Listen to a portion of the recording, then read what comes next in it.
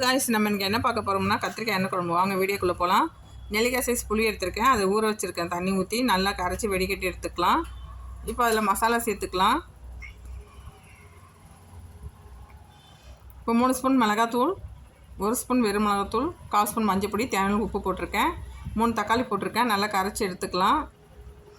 பாருங்கள், இந்த மாதிரி நல்லா கரைச்சி எடுத்துக்கலாம். இப்போ ரெடி ஆகிடுச்சு இந்த குழம்பு. இதை அப்படியே ஓரமாக வச்சிடலாம். இப்போ ஸ்டவ் பற்ற வச்சு கடாய் போட்டுக்கலாம்.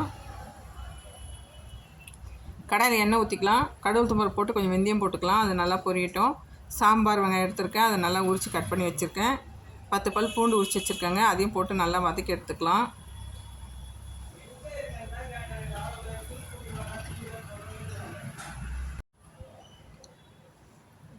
இப்போ வெங்காயத்தம் பூண்டெல்லாம் போட்டு வதக்கிக்கலாம். தக்காளி 2 கட் பண்ணி வச்சுருக்கேன், அதையும் போட்டு நல்லா வதக்கி எடுத்துக்கலாம். கத்திரிக்காய் எண்ணெய் குழம்பு செம்ம டேஸ்ட்டாக இருக்குங்க. நல்லெண்ணெய் ஊற்றிருக்கேன், நல்லெண்ணையும் ஊற்றிக்கலாம். இப்போ நல்லெண்ணெய் வதங்கிட்டோம். இப்போ நல்லா வதங்கிடுச்சு.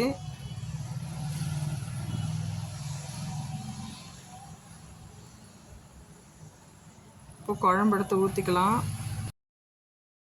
இப்போ குழம்பு ஊற்றியாச்சு. இப்போ நல்லா அது மூடிடலாம். இப்போ அப்படியே நல்லா கொதிக்குது பாருங்கள். அப்படியே எண்ணெய் மிதக்கும். அப்படியே சிம்மில் வச்சிட்டிங்கன்னா இது சாப்பாடுக்கு ரொம்ப சூப்பராக இருக்குங்க. நீங்களே ட்ரை பண்ணி பாருங்கள். செம்ம டேஸ்ட்டான எண்ணெய் கத்திரிக்காய் குழம்பு. நீங்கள் பிடிச்சிருந்தால் லைக் பண்ணுங்கள், சப்ஸ்கிரைப் பண்ணுங்கள்.